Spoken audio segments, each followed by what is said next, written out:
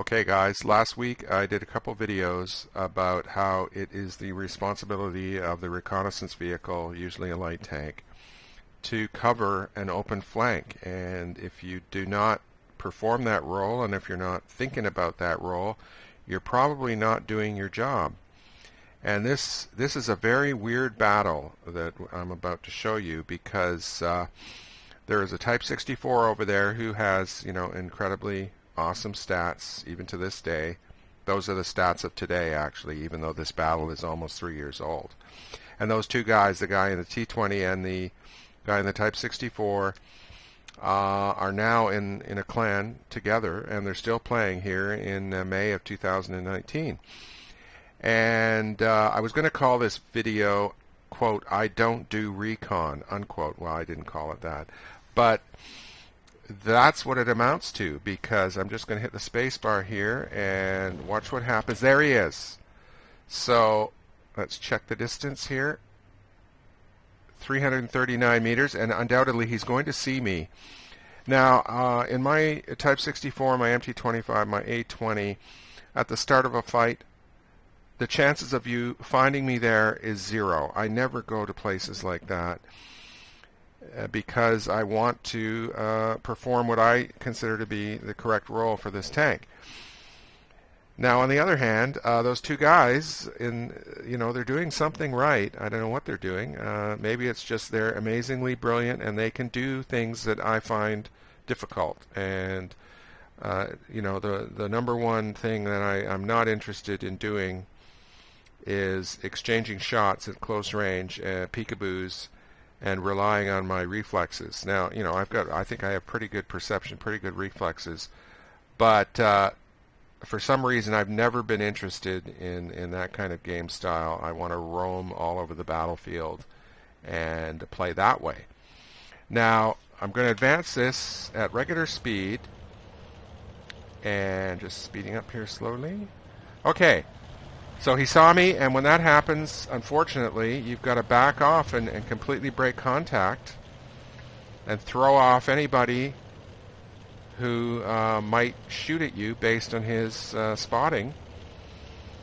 And I'm going to keep probing this flank. You can probe on several areas of the map, but historically this JK line is totally awesome for getting close to the enemy base and also for turning the flank and winning the battle that way. So you'll see I haven't seen anybody yet, and I'm just going to hit pause right here. Still haven't seen anybody, and I'm platooning this battle with Geek in his Tier 7 tank destroyer and ALM in his Tier 7 Arty, as I mentioned also in a previous video from a few days ago. This was fabulous for me to be able to platoon with one higher tier, especially a 7 or an 8. Often it was just scouting heaven, and I'm not allowed to do this anymore. And it's still it sort of ruined my enjoyment of the game in many respects. Anyways, you'll see here that Geek and I we're talking, and we soon realize that we can outflank these guys, and it's just incredible. It's possible, but I don't see. I'm sort of being cagey here because I'm sort of amazed that I'm not lighting anything up. And you'll see on the screen in the mini-map that the Type 64 has not been seen again. His buddy in the T-20, same thing. So here I am, like, what's going on, folks? And there's the tragedy for the enemy team. The Type 64 did nothing to cover this flank, and for me, if I was in this battle on the other side, that is an impossibility. The team is going to know what's coming, but he's fighting his own version of the game very successfully. I suppose maybe just on the balance of probabilities, the way he plays it is better than the way I play it. I don't know what to think about this. What is the best approach to the game? Well, I guess the best approach is whatever makes you happy. So I'm doing what makes me happy. He's doing what makes him happy. And in this one, it turns out good for my team. Now, I'm also platooned, like I said, with a guy called Artie Lives Matter. I used to call him ALM. He never spoke. He only communicated in text. And he's just gonna start getting rid of these Arties in front of me. And I'm not even spotted by those guys, right? So there's the first one, the GW Tiger P. Just wait, there, he's gone.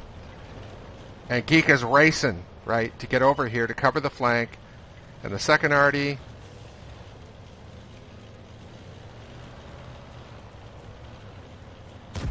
There, he's gone.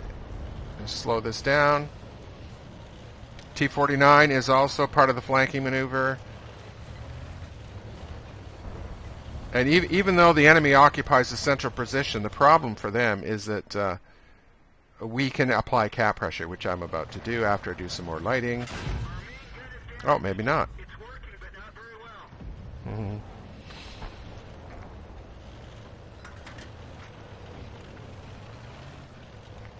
So, you know, as far as I'm concerned, this is a fatal mistake by the enemy, especially because they lost both Arties, and you can see they're dying like flies.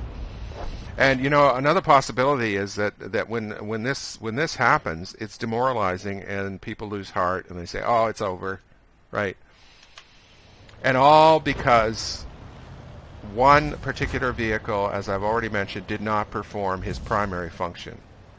And I'll just hit spacebar there. So it's game over, and you know, the mystery is, how come he's so good? I don't know, but I think that this is just a lesson for everybody in a light tank, that you, as I said in my previous video, you have to see the entire battlefield and think about tactics. And if you don't do that, if you don't cultivate that part of your game, you stand a chance of being mainly responsible for the loss. Because let's run this differently. Can I draw lines here?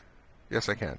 So let's just suppose that Type 64 had done a single loop, or a couple, right? Or this way, and kept me under observation. Then the whole team would have been aware of my presence, and I would not have been able to advance. That's the key point, is that I couldn't have lit the Arties. It would have been too dangerous. I probably would have been severely damaged, if not killed, and the whole battle would have had a different outcome. So it's game over, and I hope you guys enjoyed the video.